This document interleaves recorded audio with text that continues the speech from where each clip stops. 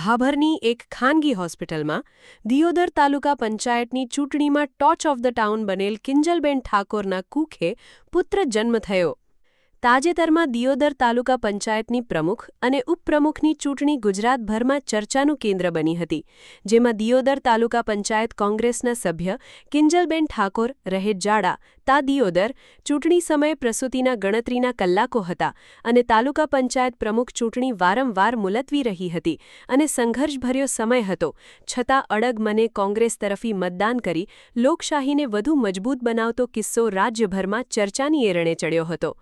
આજ રોજ ભાભરની એક હોસ્પિટલમાં પુત્રને જન્મ આપતા ખુદ સંસદ સભ્ય હોસ્પિટલમાં દોડી આવી પેંડા વેચીને ખુશી મનાવી હતી. કિંજલબેન ઠાકોરે પુત્રને જન્મ આપતા સાંસદ ગેનીબેન ઠાકોર સહિત હોસ્પિટલમાં કોંગ્રેસના આગેવાનો, કાર્યકરો દોડી આવેલ. કિંજલબેન ઠાકોર અને એમના પરિવારની મુલાકાત લઈ ગેનીબેન ઠાકોરે મોં મીઠું કરાવી શુભેચ્છાઓ પાઠવી હતી. વધુમાં તેમણે જણાવ્યું હતું કે કોંગ્રેસ પરિવાર હર હંમેશ તેમની મદદમાં રહેશે તેવી ખાતરી આપી હતી. અહેવાલ સોમાભાઈ જે રાવળ, S1 ગુજરાતી ચેનલ, ભાભર, બનાસકાંઠા.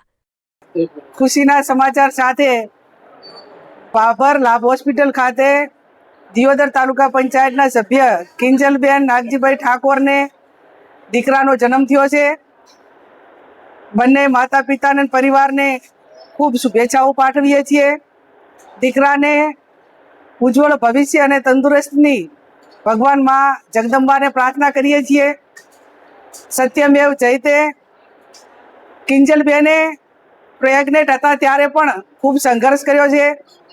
એક વફાદારીથી તાલુકા પંચાયતના સભ્ય તરીકે તેમની સંઘર્ષભરી વફાદારી નિભાવીને એક જાહેર જીવનના લોકોને પ્રેરણા પૂરી પાડી છે કે ગમે એટલો તકલીફ હોય, સંઘર્ષ કરવો પડે, પણ જે લોકશાહી માટેની એક જે જવાબદારી છે એ પણ એમને પૂરેપૂરી નિભાવી. ત્યારે આજે એમને નોર્મલ ડિલિવરી થઈ છે. વર્તમાન સમયની અંદર ઘણા ઓછા કિસ્સાઓની અંદર નોર્મલ ડિલિવરી થતી હોય છે, પણ આજે એમના પરિવારે અહીંયા બધા હાજર છે. અમને પણ સમાચાર મળ્યા 4:43 આ દીકરાનો જન્મ થયો છે. જ્યારે એના 6ઠો દિવસ થશે, 6મી મે એના જે નામાંકરણ માટે એના માટેની જે પારિવારિક જે વિધિ છે એમાં પણ અમે બધા શક્ય છો તો હાજર રહીને પરિવારને શુભેચ્છાઓ પાઠવશું અને અમારા બધા આગેવાનોએ એને મદદ કરવા માટેની પણ એ વખતે જાહેરાત જે કરેલી હતી એ પ્રમાણે મદદ કરવાના પણ પ્રયત્નો કરીશું. ફરી લાભ હોસ્પિટલના જે ડૉક્ટરો છે, આપણે નામે મિતેશભાઈ ત્રિવેદી અને એમનો સમગ્ર સ્ટાફ હોસ્પિટલમાં ઘણા ટાઈમથી એ બેન દવા પણ લેતા હતા. હોસ્પિટલના સ્ટાફે પણ ખૂબ સારી રીતે એમની સાર સંભાળ રાખીને સરસ રીતે કામગીરી કરી છે. ફરી તમે જુઓ તો બાળકની તંદુરસ્તી પણ ખૂબ સારી છે.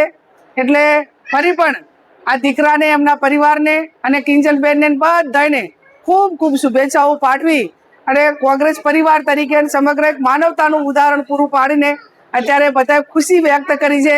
બધે એકાબીજે પેડા ખાધા છે, પરિવારે ખવડાયા છે, અહીંયા પણ વેચ્યા છે.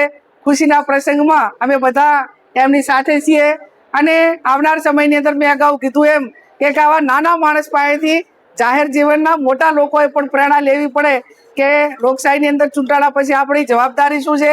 અને એક ગરીબ પરિવાર હોવા છતાં પણ કોઈ પણ પ્રકારની લોભ લાલચોમાં આવ્યા વગર ખૂબ સંઘર્ષ કરીને એમણે સારું ઉદાહરણ પૂરું પાડીને બીજાને પ્રેરણા આપવા માટેનું કામ કર્યું છે. પત્રકારોનો પણ ખૂબ ખૂબ આભાર. હવે આમાં તમારે લેવું હોય લેજો.